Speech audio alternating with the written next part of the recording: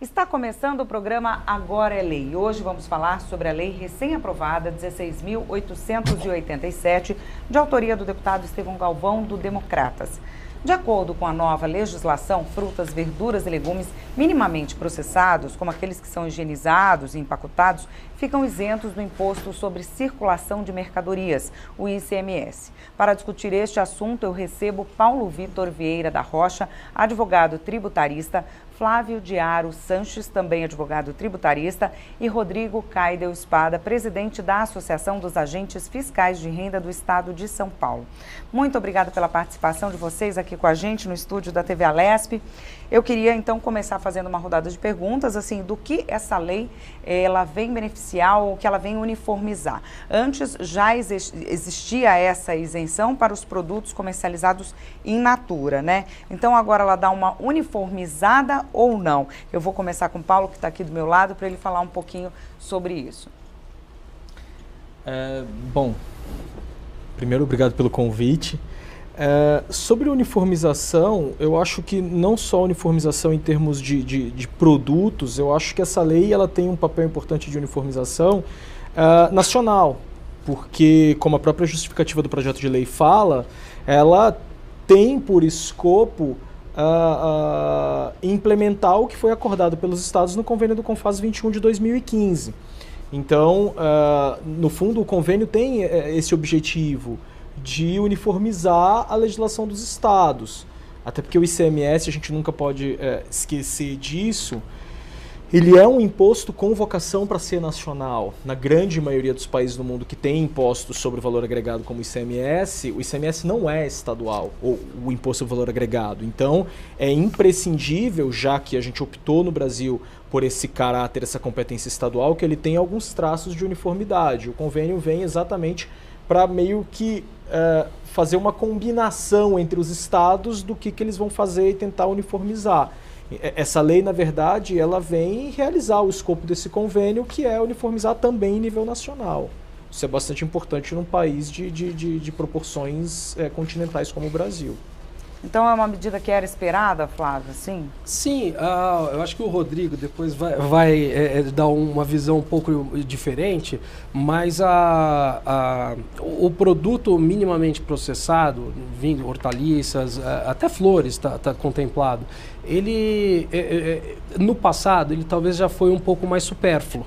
Hoje em dia, ainda talvez vá se discutir isso, e é por isso que eu vou provocar o Rodrigo já. Mas, de toda forma, se a gente pensar que a alface, os legumes, ele in natura seria absolutamente da terra para a mesa, vamos simplificar dessa forma. O minimamente processado, você tem algum corte, alguma lavagem, alguma embalagem mais interessante. Tem um valor agregado. Um valor agregado. E aí, por isso que eu falava que ele já foi um pouco mais supérfluo, e a hora que ele evolui, ganha mercado, e o produtor percebe que aquilo pode lhe ajudar no valor agregado, parece que fazer uma diferenciação de uma forma de tributação, de ter isenção e não ter isenção no minimamente processado, induzia para que não se fizesse o mínimo de processamento. Isso vai contra a ideia de fazer o produto chegar à mesa do brasileiro. Não acredito que só por conta de um processamento mínimo ele possa ser revestido de uma alta sofisticação. Eu acho que talvez o país tenha aí um déficit alimentar muito grande. Eu acho que a gente tem uma dificuldade de aceitar que um produto ralado não seja exatamente igual ao in natura, em termos de ser beneficiado, e aí eu acho que sim, a visão arrecadatória necessária para custear todo o Estado é outra visão que eu vou buscar aqui do meu colega, mas isso vem complementar. Eu acho que existir o in natura, o minimamente processado, ele não vai retirar essa característica. Queria cumprimentar aqui o Dr. Flávio, o Dr. Paulo, é um prazer ombreá-los nesse debate. Tem que ser um debate plural mesmo, né? A Alesp é a casa do povo e tem que ser um debate que traga toda a sociedade. Represento aqui a AFRESP, a Associação dos Fiscais de Rendas, e nós não somos muito pelo contrário, né? Que tenha maior eficiência econômica. A gente sempre busca, assim, que a tributação seja dada com maior eficiência econômica. Essa isenção específica ela já vem desde 1975, se eu não me engano, um convênio CONFAS 44, mas como o Flávio bem disse, essa lei aprovada não é exata. Depois veio o convênio 41, que já foi dito também de 2015, do CONFAS. Como disse o Paulo, o ICMS é um tributo estadual, então tem que ter uma mínima harmonização por leis federais, Constituição Federal, leis federais e também o CONFAS, que é o órgão que une os secretários de Fazenda dos estados. Essa legislação ela inova um pouco, né? Tem algumas coisas diferentes, como produtos resfriados, que a gente viu, e como já foi dito também, produtos minimamente processados, lavados, higienizados, cortados, picados. Então ele dá uma série de opções para o produtor ou uma outra empresa conseguir agregar o valor neste produto e as saídas ter a isenção. É engraçado porque a lei ela também muda o termo, porque o decreto que trata do ICMS fala operações, e operações é qualquer operação isenta, inclusive importação. E esse diz especificamente de saídas. Então aí há uma certa disparidade, uma divergência entre o que está hoje no decreto, na legislação, e essa lei que ela inova neste ponto. A nosso ver, assim, é como é aplicado hoje. Hoje a legislação ela dá isenções por produtos. Ao nosso ver, existem formas melhores, mais eficientes de se fazer renúncia fiscal, né? A renúncia fiscal é abrir mão de um recurso em prol de desenvolver uma atividade econômica, por exemplo.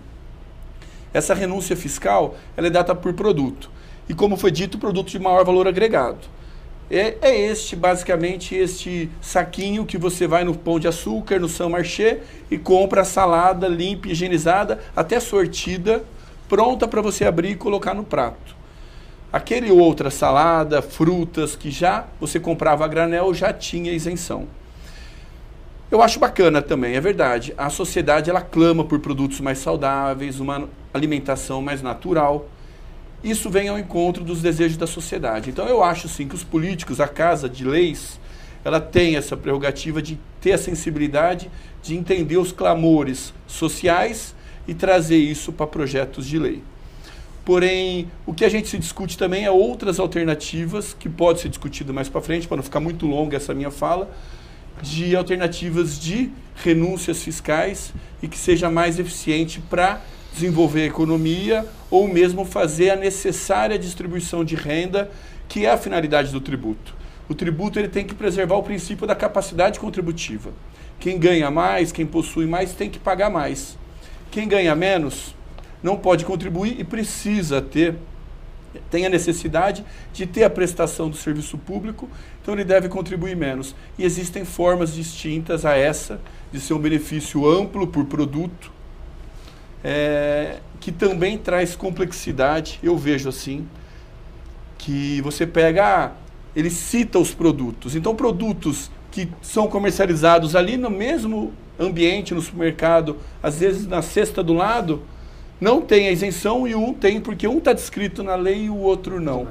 Isso traz complexidade que onera os empresários, que tem que lidar com esse custo de conformidade elevado, para saber o que está pagando, o que não está, é muito caro. É sabido que no Brasil tem o custo de conformidade mais elevado do mundo por estudos do Banco Mundial.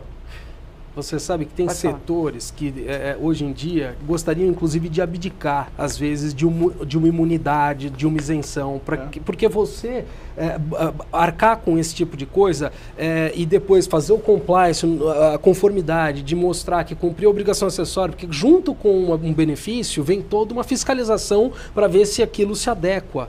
E setores inteiros preferiam não ter, porque no final da conta quem paga é sempre o consumidor final. E você, no meio da cadeia, para você era melhor colocar o valor embutido e a ponta da cadeia é quem vai sofrer.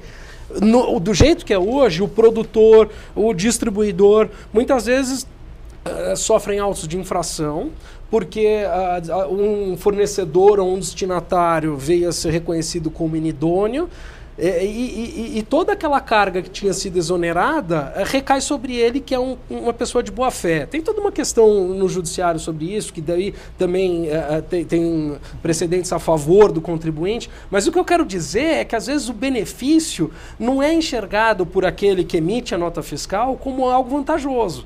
E indo para a nossa lei específica dos legumes,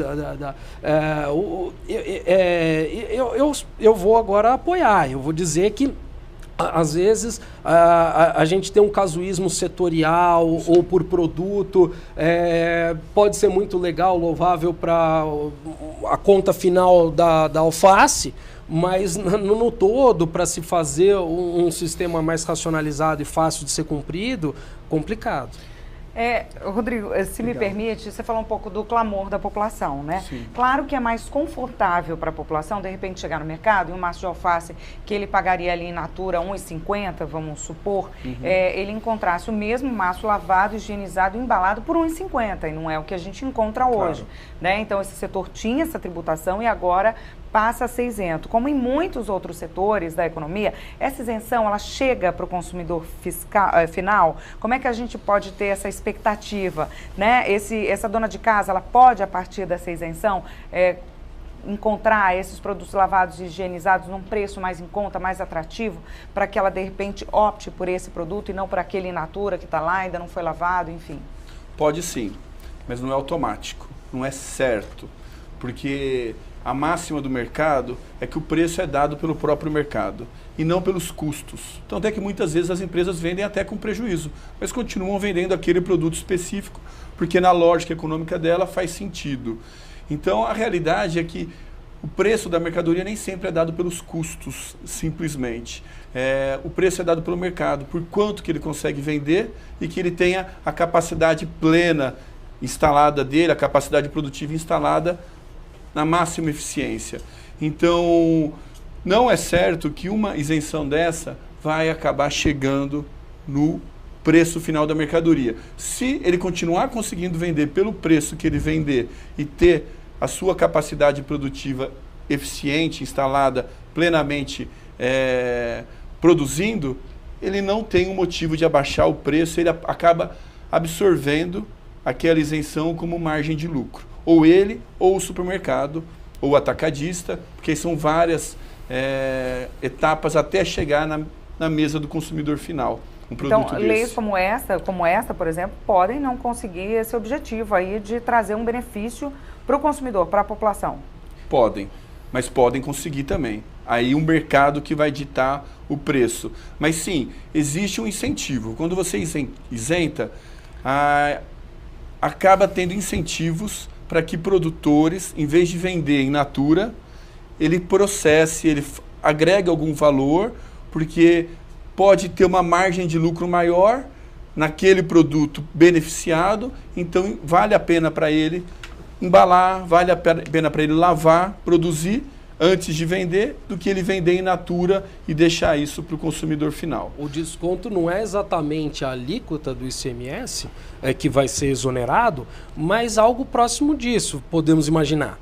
E aí a conta que o minimamente processado costuma fazer em relação ao in natura é muito mais no sentido de quanto que você economiza, porque a gente fala muito do consumidor final, que é a dona de casa ralando a cenoura, mas na verdade a gente tem uma enorme quantidade de restaurantes que é um grande consumidor disso tudo, e que ele, na hora que ele compra algo já minimamente processado, ele está evitando que aquele trabalho aconteça dentro da estrutura dele, economizando água, luz e outras coisas. Então a conta que ele vai fazer é muito mais assim, eu tenho um maço de alface fechado, ou ele já com as folhas lavadas e destacadas, um custa R$1,50, o outro custa R$2, mas eu vou economizar mais do que 50 centavos, seja porque eu vou dispensar uma mão de obra eventualmente, e não que eu vou perder essa mão de obra, ela vai estar na verdade no produtor.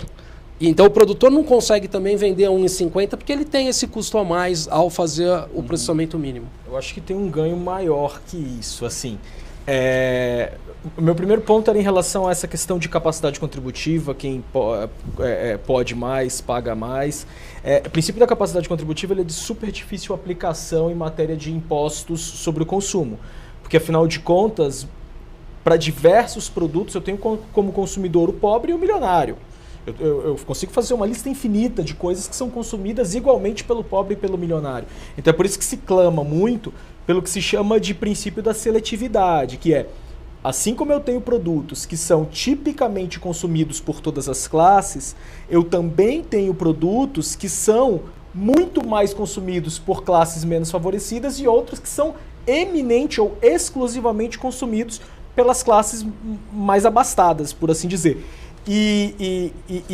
Essa talvez seja a faceta da capacidade contributiva mais negligenciada no Brasil. Quando a gente pensa, por exemplo, saindo um pouco dos alimentos, se a gente pensar, por exemplo, em energia elétrica, talvez não haja um bem mais essencial que energia elétrica. Talvez a energia elétrica seja um dos consumos de maior representatividade na renda de determinadas famílias, ou no custo de determinada empresa por ser de pequeno porte. A mesma coisa combustíveis, que vai influenciar a tarifa de transporte público. E são alguns dos bens mais tributados no Brasil por ICMS. A grande maioria dos estados do Brasil pratica, para energia elétrica e para combustíveis, as maiores alíquotas possíveis. Então, é difícil a gente pensar em capacidade contributiva para ICMS quando a gente lembra desse detalhe. Agora, eu acho que existe uma grande justificativa nessa lei, não na capacidade contributiva, mas no que a gente chama de indução de comportamentos. Por quê? Se a gente olhar a lista dos produtos, tem uma série de hortifruti aqui, uma série de verduras e tudo, que tipicamente são consumidas pelas classes mais favorecidas. Eu vou só para citar alguns exemplos aqui, ainda que correndo um risco de falar uma enorme bobagem, mas eu enxergo, por exemplo, aqui o gengibre, o manjericão, na minha opinião, raiz forte, que é algo típico de comida japonesa. Na minha opinião, eu tenho gêneros aqui que claramente são consumidos, eu diria, da classe média para cima. Poxa, então eu não estou exatamente realizando o princípio da capacidade contributiva com esse tipo de regra.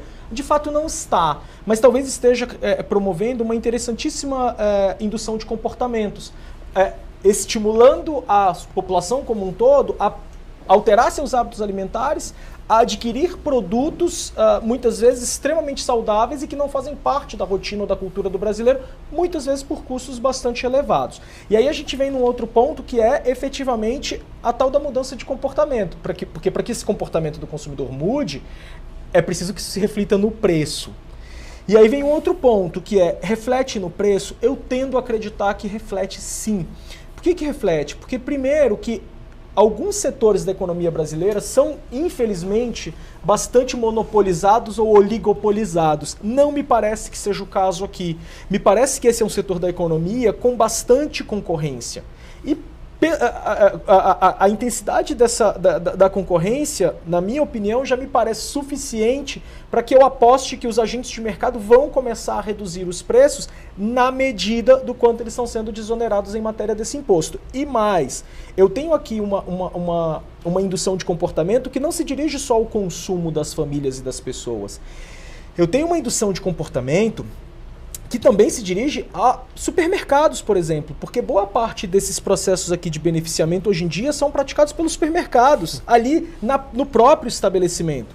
Então, eu estou, a meu ver, com esse tipo de lei, o legislador está estimulando que supermercados passem a investir em agregar esse tipo de valor a esse tipo de produto. Ou seja, a partir do momento em que ele aumenta a oferta desse tipo de produto, é uma consequência relativamente natural da economia que com o aumento da oferta eu tenha queda de preço. Então eu acho que esse preço tende a cair e mais, ele ainda representa, para terminar essa intervenção, talvez um estímulo ainda mais forte para restaurantes. Por quê? Porque a gente precisa lembrar que, em geral, os restaurantes em São Paulo, como na grande maioria dos estados do Brasil, eles têm um regime específico para eles, que não é aquele regime comum de crédito e débito de ICMS. Em geral, a grande maioria dos contribuintes, em tese, ela precisa aplicar a alíquota de ICMS sobre os produtos que ela vende, mas ela não vai pagar efetivamente esse valor porque ela vai tomar um crédito de uma alíquota similar de ICMS sobre tudo que ela adquiriu com carga do imposto. Tudo eu diria não, mas sobre boa parte do que ela adquiriu que tem a carga desse imposto. Acontece que restaurantes em geral têm um regime simplificado por meio do qual eles têm uma alíquota uniforme. Em São Paulo, em geral, acho que essa carga é de 3,2%. Então ele tem uma aplicação de uma alíquota de 3,2% sobre o que ele fatura. E ele abre mão dos créditos, em vez de 18, de 12 ou de 7, ele tem 3,2%, e ele abre mão dos créditos a que ele teria direito pelas aquisições tributadas que ele fez. Então perceba que para um restaurante, hoje, é de certo modo indiferente a carga tributária de quem vendeu para ele, porque ele não vai se aproveitar dessa carga, isso não vai virar crédito, para ele só interessa o que ele paga na saída. Então imagina que eu tenho alguém que, para ele já era indiferente sofrer tributação, ou seja, se o produto era mais caro ou mais barato, o crédito dele era zero, porque ele teve que abrir mão daquilo, obviamente, para ter direito à carga de 3,2%, só que agora ele vai adquirir mais barato.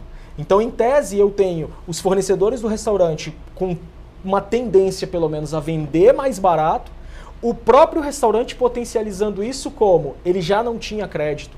Então, ele soma o benefício que ele tem por pagar 3,2% com o benefício que ele tem na queda do preço. Lembrando que, em princípio, quando se pensou nesse benefício de vender com 3,2%, o que se tinha em mente eu não estou desonerando completamente o restaurante. Porque, embora ele tenha uma redução significativa para 3,2%, ele pagou, de certo modo, ICMS já bastante quando ele adquiriu esses produtos tributados. E ele pagou ICMS e não se creditará disso. Por isso que essa carga não é tão baixa quanto parece essa de 3,2%. Agora ela fica bastante baixa, porque é 3,2%, contando que eu tenho uma aquisição desonerada desses produtos por parte de um restaurante, por exemplo. Então eu acho que restaurantes têm um estímulo ainda maior que as pessoas físicas, que as famílias, para adquirir esse tipo de produto. Paulo, você falou um pouquinho sobre a mudança de comportamento, né, indução ao consumo. Eu queria trazer aqui para a discussão a seguinte questão. A Organização Mundial de Saúde recomenda um consumo por pessoa por dia de 400 gramas de frutas, verduras e legumes. No Brasil, nós temos um consumo de 132 pessoa a dia. Nesse caso, pode ter uma mudança de comportamento? Por exemplo, a pessoa vai ao mercado, ela vai fazer uma salada, mas ela só tem o dinheiro para comprar uma alface que ela tem que lavar, ela não tem tempo e etc e tal. Mas baixou o preço daquela que está ali lavada, que está processada, que está higienizada. Pode ter uma mudança de comportamento, de repente o brasileiro também passar a consumir, os paulistas aí passarem a consumir um pouco mais por conta dessa isenção, o provável ou o esperado barateamento aí desses produtos? Eu acho que sim, eu acho que tem bastante potencial para essa mudança de comportamento e aqui você entrou num ponto até que para mim é bastante relevante, porque assim, eu tenho uma teoria que faz parte até da minha tese de doutorado, que é o seguinte: em geral, se discute a legitimidade desse tipo de regra entre duas posições extremas. Há quem defenda que uma regra como essa ela só é legítima se ela efetivamente alterar comportamentos. Há quem defenda no outro extremo que é irrelevante qualquer alteração de comportamento, porque o que importa seria uma espécie de intenção do legislador. Eu acho que essas duas posições extremadas, pelo simples fato de serem extremadas, já me levantam desconfiança e acho que as duas tendem a estar equivocadas. Primeiro, porque eu não posso exigir do legislador que faça previsão do futuro. E se ele falhar na previsão dele, a regra que ele editou se mostra inválida. Não faz muito sentido para mim, é um pouco radical demais. E também é um pouco radical demais adotar fria e irrefletidamente o que em tese seria a vontade do legislador, até porque eu não sei dizer qual é a vontade do legislador. Muitas vezes eu tenho um parlamentar com projeto de lei, mas muitas vezes eu tenho escolhas que são puramente partidárias. Fora que eu tenho uma série de leis que não tem justificativa, muitas vezes, da forma como se tem aqui. Eu tenho muitas vezes leis que não têm preâmbulos, dando esse tipo de guia interpretativo sobre qual seria o objetivo do legislador, no caso do órgão legislativo. Fora que tem um exemplo que eu gosto bastante, que ocorreu na Alemanha na década de 70, que foi o seguinte: o Tabaksteuer, que é o imposto sobre os produtos de tabaco, o cigarro, ele é quase que mundialmente citado como um exemplo de um imposto nada arrecadatório e puramente indutor de comportamento. Ou seja, em tese, tributa-se o tabaco e seus similares de maneira extremamente onerosa, acreditando-se fielmente que as pessoas vão fumar menos por causa daquele imposto. É isso que foi vendido pra gente nos últimos 80 ou 100 anos.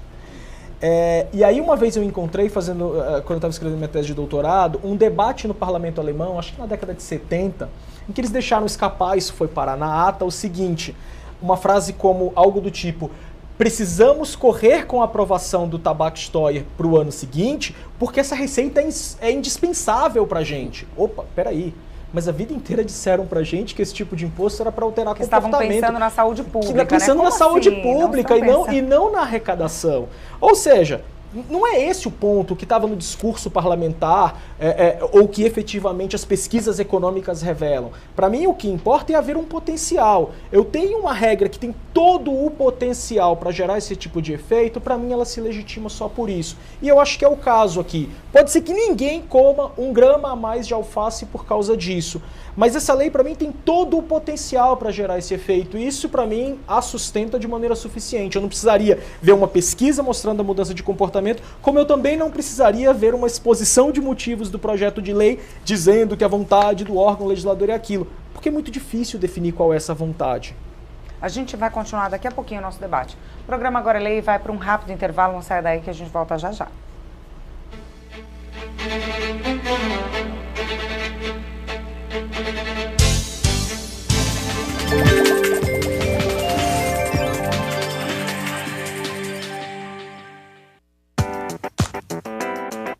Olá, no programa Autorretrato você vai conhecer a trajetória de vida e política de Frederico Dávila, deputado eleito pelo PSL. Temos um encontro nesta segunda-feira às 20h30 da noite. Até lá.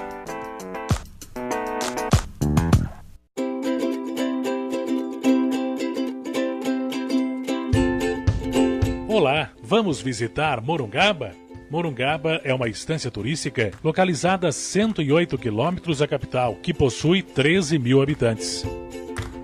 A espiritualidade é muito presente na cidade. O Centro de Terapia Complementar é um dos exemplos disso. Conhecido como Canto da Vida, nasceu com o objetivo de oferecer a possibilidade de um encontro profundo com Deus, consigo mesmo e com a natureza, através de técnicas simples e naturais. No local, além de toda orientação religiosa, é possível adquirir produtos fitoterápicos para tratamentos diversos.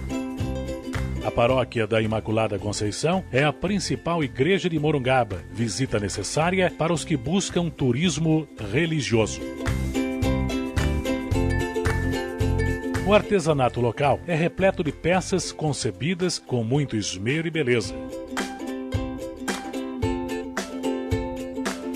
Diversos estabelecimentos oferecem o que há de mais típico na gastronomia local, como temperos, mel, doces, cachaças e café.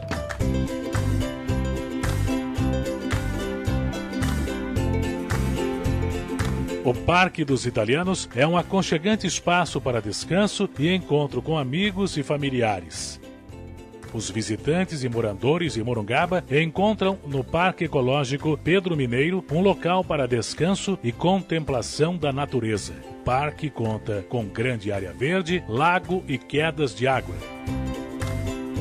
Visite Morungaba e desfrute de sua tranquilidade e seus encantos.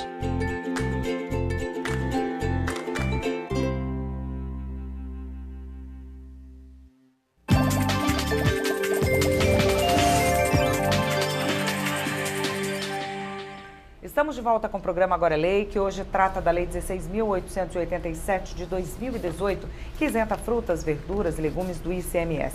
Comigo no estúdio, Paulo Vitor Vieira da Rocha, advogado tributarista, Flávio Diaro Sanches, também advogado tributarista, e Rodrigo Caidel Espada, presidente da Associação dos Agentes Fiscais de Renda do Estado de São Paulo. Eu queria que a gente falasse um pouquinho, a gente está aqui, né, no que é in natura, o que não é, esse minimamente processado aí, né, embalado, enfim, o que pode, de repente, trazer de benefício para o consumidor final, né, de talvez ter um equilíbrio maior no preço desses produtos, já que nenhum dos dois agora paga esse tributo, né? Com essa, digamos, regra agora que vale para todos eles, né? Essa medida, pode ser que diminua os embates ali jurídicos, enfim? Sim. Hoje, em relação ao produto in natura, evoluindo para o minimamente processado, a gente tem dois tipos de autuação bastante comum. Primeiro, no produtor, até mesmo indústria, ou esse pequeno produtor rural, em que ele dava saída num produto que ele entendia isento, porque ele enxergava naquilo um produto in natura, com algum tipo de processamento, mas não perdia a característica de in natura, e acabava sendo autuado porque teria usado da isenção. De outro lado, você tem o varejo, que muitas vezes tomava o crédito por conta de fazer alguma atividade considerada como similar a uma industrialização, típico da discussão de panificadora dentro de supermercado, e esses pequenos processamentos que agora a gente está discutindo. Então, em relação a essa atividade, ele tomava crédito, por exemplo, da energia elétrica. Então, com essa questão da isenção do produto, eventualmente pode tirar a necessidade, vai tirar o argumento e a própria interesse do varejo de tomar crédito nessa proporção, em relação a essa atividade desempenhada.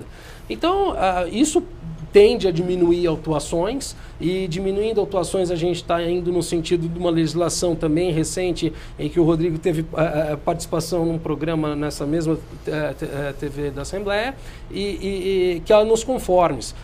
A ideia, tanto do Estado quanto da União, pelo menos ainda em termos de ideia, eu não vejo isso na prática, mas de diminuir o litígio. Uhum. Então, ter menos autuação e ter mais parceria entre fisco e contribuinte. Uma coisa que a gente trouxe também, inclusive o Flávio trouxe para a gente, de repente, os benefícios disso para quem tem um restaurante, ele pode ali tirar um funcionário que faria esse trabalho, né, e já optar por esses produtos já minimamente processados, higienizados, enfim. Na outra ponta, a gente pode ter também uma geração de empregos, né, no pequeno produtor, ali nas cooperativas, né, para incentivar que esses produtos cheguem todos dessa forma no mercado, né. Você vê aí, de repente, um desenvolvimento econômico no setor? Não tenho a menor dúvida. Eu acho que, inclusive, muito mais vocacionado. Acho que o restaurante, ele quer pegar os insumos e fazer a produção dele ali dentro com o mínimo de atividades precedentes, vamos chamar assim. Ao passo que lá onde o produto o produtor rural faz o plantio, extrai e acaba tendo maior condição de fazer uma limpeza e um tratamento do produto com uma perda menor. Uma mão de obra um pouco mais especializada, com maquinário muito mais especializado, por causa da produção em larga escala. E ele não pode perder, porque ali a perda dele seria muito ruim. E na outra ponta, o restaurante vai pegar um produto que já está porcionado e, igualmente, não vai ter a perda que ele teria se lançasse a fazer uma lavagem, que acaba cortando algum produto fora das especificações, acaba tendo um manuseio errado, esse tipo de coisa. Acho que tem estímulos para o supermercado também. Talvez eu tenha um efeito de geração de emprego, porque talvez supermercados tenham um estímulo para aumentar essas atividades de mínimos processamentos, o que em tese pode ser uma possibilidade de abertura de postos de trabalho. De algum desenvolvimento econômico nesse setor, né? Sim. Rodrigo, no texto, né, da medida, da lei, da legislação, ela traz também que fazem parte da isenção flores e frutas nativas ou originárias de países membros da Associação Latino-Americana de Livre Comércio. Como é que fica nesse caso? Isso é aplicado, aí já entra uma legislação que não é nossa, né? Existe uma divergência aí, né, até na jurisprudência que foi minimamente pacificado pelo STF, uma súmula 575, que diz que a legislação não pode fazer diferenciação de origem de produtos por países. Porque da forma que está, se importar maçã, por exemplo, da Argentina, é isento. Importar da Espanha, não é isento. Ou de Portugal, não é isento.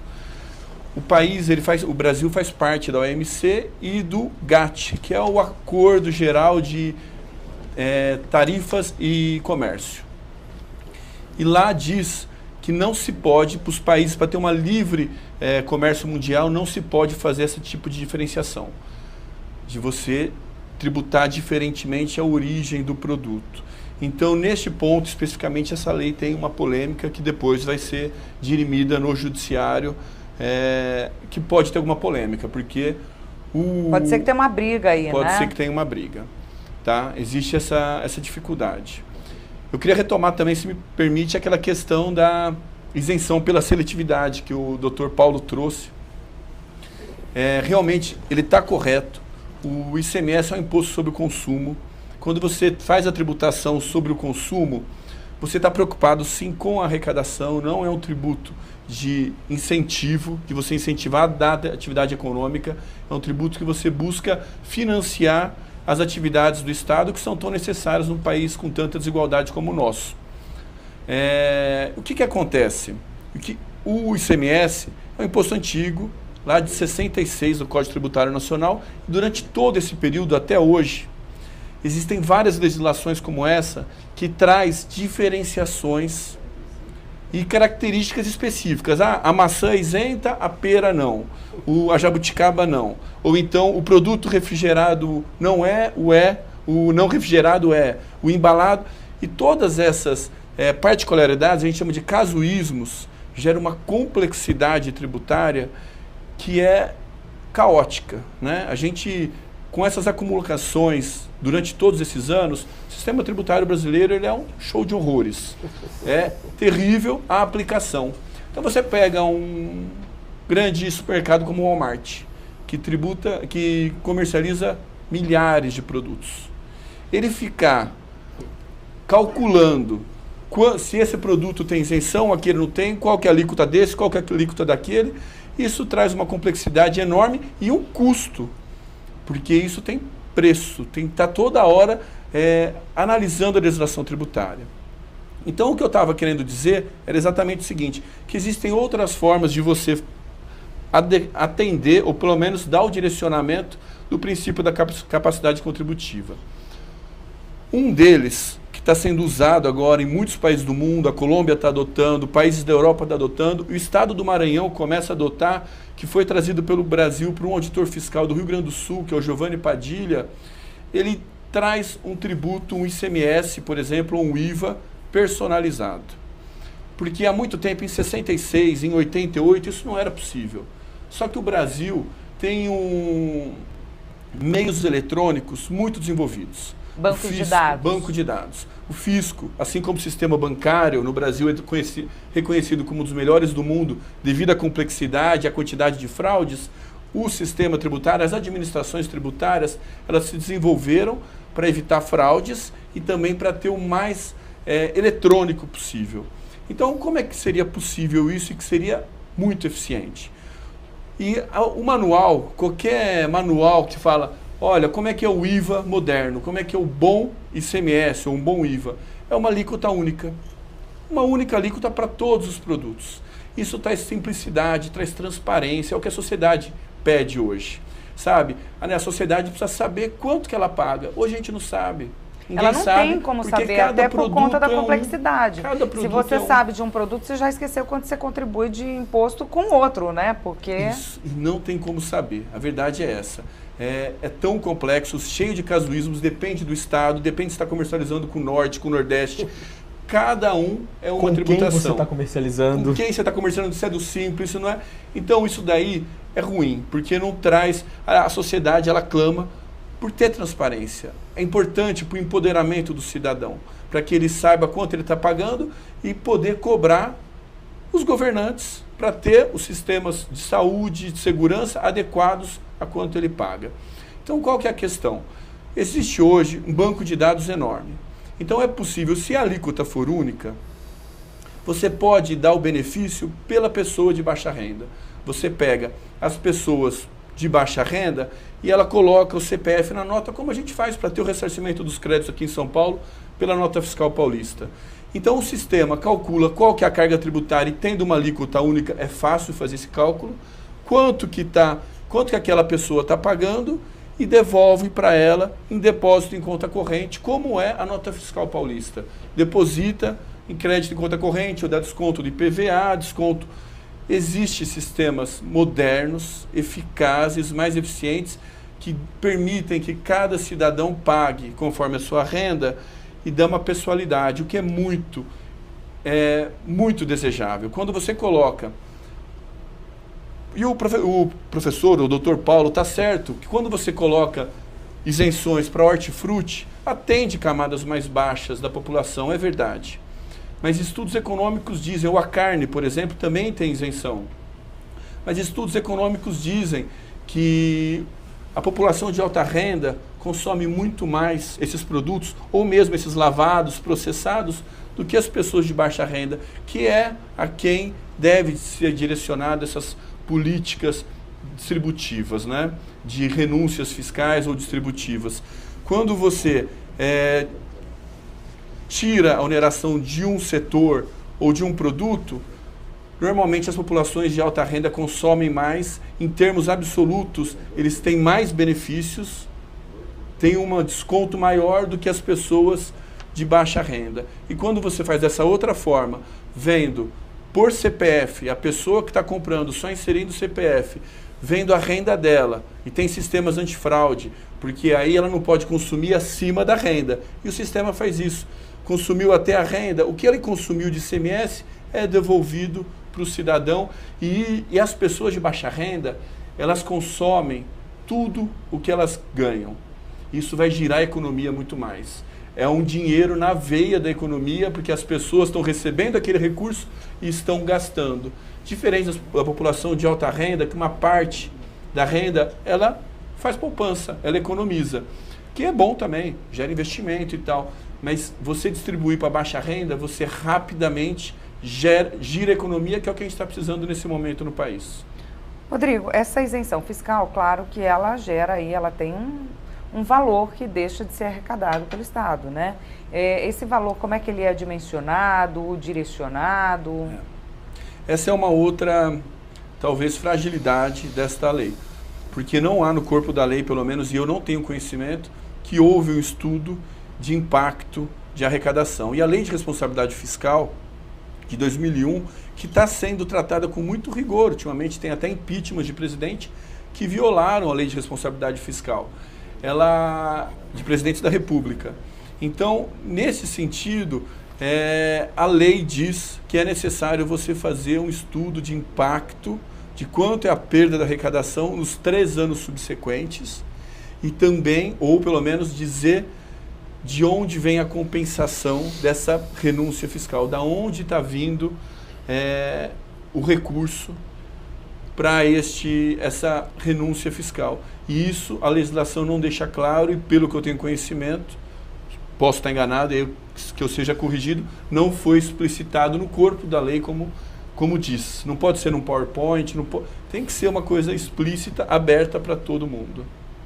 Eu sou até um pouco mais flexível, eu acho que essa informação, ela precisaria, eu não tenho a redação da Lei de Responsabilidade Fiscal na cabeça, mas até onde eu me lembro, a minha interpretação era que bastaria que isso viesse no projeto de lei, isso nem precisaria estar no corpo da lei aprovada. Só que também não há isso no projeto de lei. Esse projeto de lei ele simplesmente menciona que foi expedido um ofício para o secretário de Fazenda para que ele trouxesse esses números. E não consta do projeto de lei qualquer notícia sobre ter havido ou não essa resposta. A gente não sabe se houve essa resposta, se esse número foi dado, se ele não foi dado. O fato é que a gente não conhece os impactos disso. E não conhecer o impacto disso, já que a gente está aqui para um debate, eu vou até levantar mais uma polêmica aqui. Isso tem um outro efeito, que é a ideia da devolução do imposto personalizado a partir do contribuinte, da necessidade de cada contribuinte, é magnífica. Que é o que o doutor Rodrigo acabou de trazer Isso, que foi exposta aqui pelo Rodrigo, essa ideia é magnífica. Ela só me levanta uma questão e que me mostra o quanto deve ser difícil estar na pele de quem faz política fiscal, porque você sempre tem que fazer uma escolha, um trade-off difícil, muitas vezes entre eficiência econômica e equidade, que é assim, eu não sei o impacto. talvez a gente conviva com essa lei por muitos anos sem nunca fazer ideia de qual é esse impacto. E aí o meu ponto a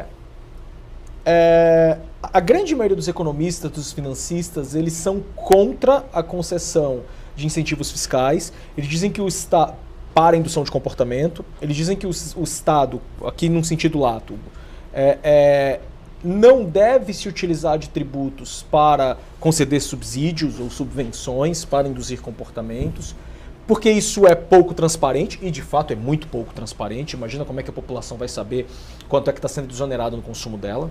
As empresas têm dificuldade de saber, imagina o cidadão. Mas ao mesmo tempo que há essa desvantagem da transparência, para mim tem um ponto que é muito pouco lembrado nesse embate entre conceder incentivo fiscal ou dar subsídio direto, que é praticamente isso.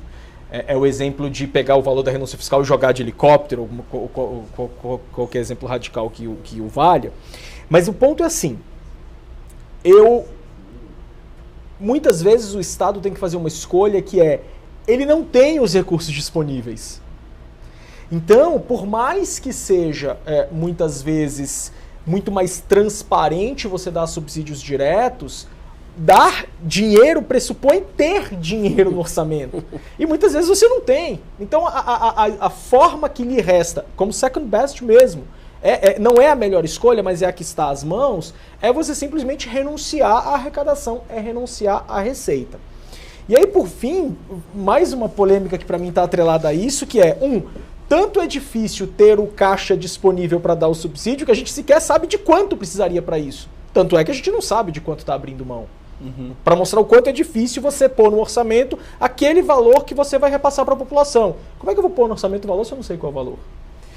E aí tem uma outra questão que me inquieta bastante também, e por isso, novamente, eu não queria estar na pele de quem faz política fiscal, que é o seguinte: o subsídio direto, ele é um grande instrumento de realização da capacidade contributiva, ou até da redistribuição de riqueza. Mas aí que ferramenta que sobra, muitas vezes, para induzir comportamento? Porque o imposto também pode servir para isso. Eu vou dar um exemplo de uns temas que eu andei enfrentando recentemente, não na advocacia, mas na minha vida profissional na universidade, que é o tratamento tributário relacionado à geração de energia elétrica limpa. De, por exemplo, painéis solares. Novamente, eu poderia induzir comportamento dando subsídio para quem produz e atua com painéis solares. E se eu não tiver o dinheiro? Então, muitas vezes, infelizmente, o que resta para o agente de política fiscal para induzir comportamentos, para promover, às vezes, comportamentos extremamente valiosos para a sociedade, leia-se, por exemplo, gerar energia solar, é a renúncia fiscal mesmo. Então, essa é uma escolha muito difícil por conta disso. A gente sabe que, num primeiro momento, numa primeira aproximação, às vezes mais teórica, existe uma ferramenta perfeita, mas quando você começa a olhar com um pouco mais de proximidade, inclusive pela perspectiva mais pragmática de problemas práticos, muitas vezes essa ferramenta ideal, perfeita, ela é de muito difícil implementação. E você precisa se conformar com uma segunda solução, que não é a melhor, a gente sabe disso, a gente teria talvez até um consenso sobre isso, não é a melhor, mas às vezes é a solução que resta. Existem outras também pelo orçamento. Claro. Além dessa questão do IVA, por exemplo, você fazer a renúncia fiscal, como o Dr. Paulo falou, é difícil mensuração dos impactos disso. O que a gente acredita que seja ideal é que seja feito no orçamento, porque o orçamento ele é revisto todo ano, a gente consegue mensurar quanto está sendo a geração de emprego, quanto que está tendo de distribuição, isso para as pessoas que são interessadas, os setores. Então, se a gente cobra realmente um tributo eficiente, uma alíquota única, e se discute na Casa de Leis mesmo, vamos dar incentivo para tal setor, arrecada-se e devolve-se com incentivo ou com financiamento subsidiado, como é feito em muitos lugares do mundo, ou o BNDES faz. A indústria quer aumentar, vai produzir aqui em São Paulo, então o Estado empresta o recurso a taxas baixíssimas de juro, ou até com incentivo, com subsídio que não devolva. Então, existe outras formas mais transparentes que a sociedade conseguiria ter o controle social, porque a legislação do orçamento é passada todo ano pela Assembleia Legislativa, tem o plano plurianual, tem a LOA, e isso é votada na Casa de Leis pelas pessoas eleitas pelo povo, e isso é revisto todo ano. Né? Agora, você dá um incentivo Desde 75 tem E incentivo. na origem, você pegar e fazer incentivo com necessidade de cumprimento de lei de responsabilidade fiscal, a forma como se cumpre a lei de responsabilidade fiscal, seja na União, seja nos estados, é também um exercício econômico de difícil avaliação da veracidade. Porque você argumenta, por exemplo, eu poderia vir com o argumento assim, o minimamente processado vai tomar um mercado do in natura, que já era isento, então não vai ter a perda. É um raciocínio. O que eu quero dizer é que argumentar economicamente é aberto. Então, é diferente de você cumprir uma lei orçamentária. Rodrigo, lembrando, você trouxe um exemplo aqui de fora, né, o que está acontecendo, acho que na Alemanha, na Espanha, né, e que de repente seria um bom caminho. A gente tem que lembrar também que as nossas taxas aí, os nossos impostos são altíssimos, hein?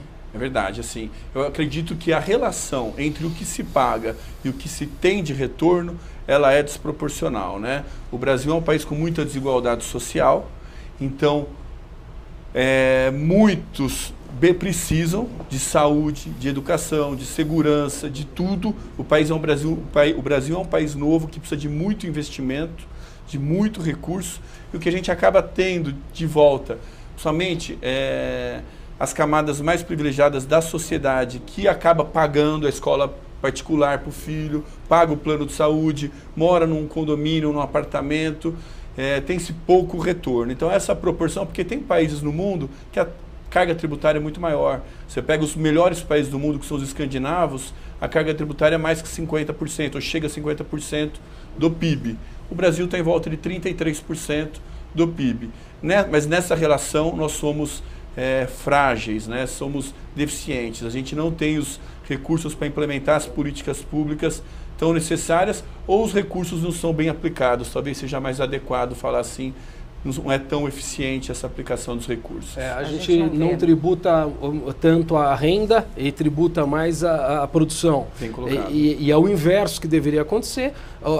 Agora, sem partidarismo nenhum, o governo que acabou deposto, ele encomendou e teve esse estudo comprovando essa direção, e qualquer dos partidos que estejam lá, passando então pelo presidente Michel Temer e atualmente pelo presidente Bolsonaro, todos eles estão com essa meta de reverter essa inversão de valores. E é saudável. Posso fazer uma última observação sobre isso? Rapidinho, que nosso programa está chegando ao fim. Isso já me inquietou bastante, porque de fato a matriz tributária brasileira ela é profundamente apoiada no consumo, e depois a gente poderia aprofundar isso, mas é bastante visível o quanto isso é injusto em termos fiscais. A tributação, quando um Estado concentra a sua arrecadação sobre a renda, ele tem um sistema tributário muito mais justo, do ponto de vista de justiça fiscal.